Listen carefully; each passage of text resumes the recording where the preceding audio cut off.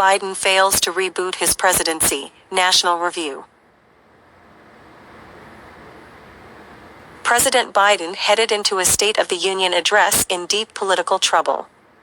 His inept handling of mounting crises has left his approval rating struggling to stay above 40%, a number that sets Democrats up for potentially devastating losses in November's midterm elections. Yet given the major stage of a joint session of Congress and a national audience, Biden made no effort to significantly change the trajectory of his presidency.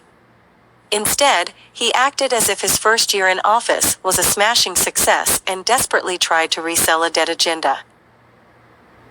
Biden opened his speech with words of support for Ukraine and tough talk directed at Vladimir Putin that was mostly well received by members of both parties, though it came as nearly 6 out of 10 Americans say that Putin's decision to invade was triggered by sensing weakness in Biden.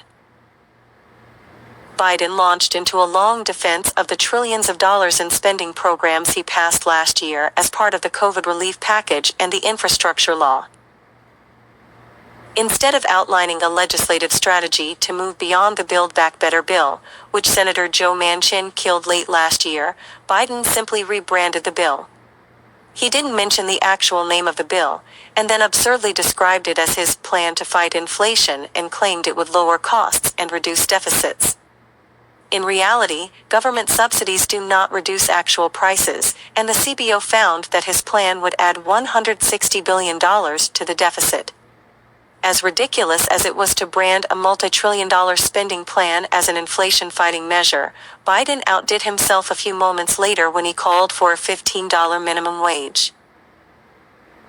To the extent that Biden attempted any pivot, it came on the issue of COVID. Last week, the CDC completely overhauled its guidance for masking right in time for the State of the Union.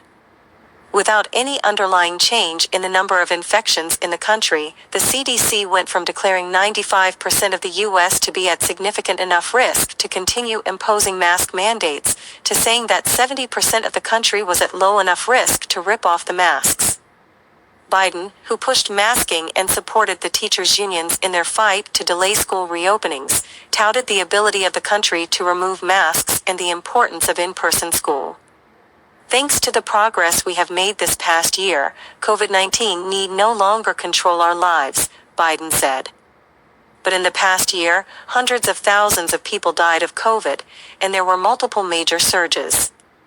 His change in tone has nothing to do with progress, but the fact that Democrats lost an election in Virginia and polling continued to show endless restrictions hurting Democrats. If this speech was any indication of how Biden intends to make the case for himself and his party in the run-up to the election, Republicans are being handed an incalculable political gift,